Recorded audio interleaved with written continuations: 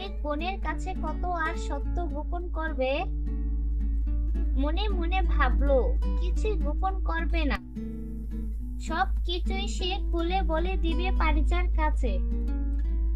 ফরিদ কথা দিল আসছে শুক্রবার সে পারিজাকে মায়ের কাছে নিয়ে যাবে। পারিজার আনন্দ আর ধরে না, কখন শুক্রবার আসবে সেই অপেক্ষায় দিন গণছে। বলতে বলতে শুক্রবার চলে আসলো। ফরিদ তার কথা মতো আজ পারিজাকে তার মায়ের কাছে নিয়ে যাবে। সকাল থেকেই তাকিদ এলো বোনের কাছ থেকে। ফরিদ বলল, এখন না, বিকেলে। সূর্য পশ্চিম আকাশে গড়িয়ে পড়তেই পারিজা বাইকে অস্থির করে তুললেন। ফরিদ নিরুপায় হয়ে বলল, দাঁড়াও, অজু করে আসছি। অজু শেষ করে পারিজার হাত ধরে রওনা করলেন খালের তীরে ছোট্ট একটি বাগানের দিকে। একটু এগিয়ে থমকে দাঁড়ায় ফরিদ।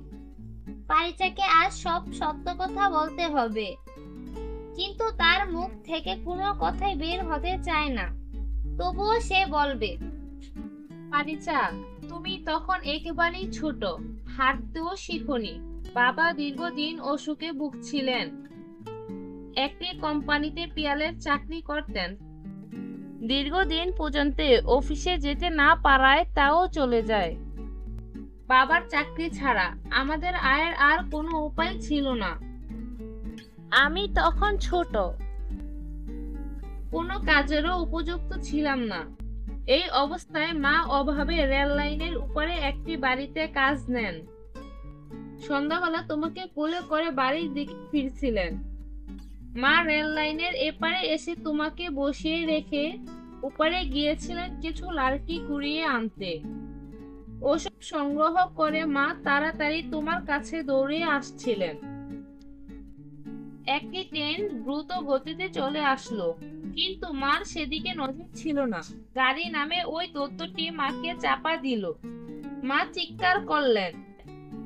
গাড়ির শাঁসা শব্দের সঙ্গে মার কান্না মিলিয়ে গেল। আশেপাশের লোকেরা তোমাকে কুড়িয়ে আনলেন।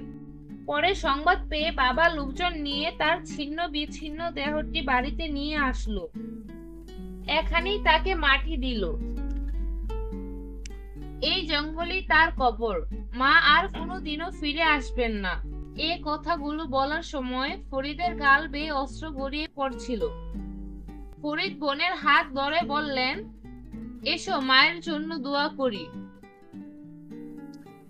এ কথা বলতেই পারিজা মা বলে চিৎকার করে কবরের উপর লুটিয়ে পড়ল। মা মা বলে চিৎকার করতে থাকলো।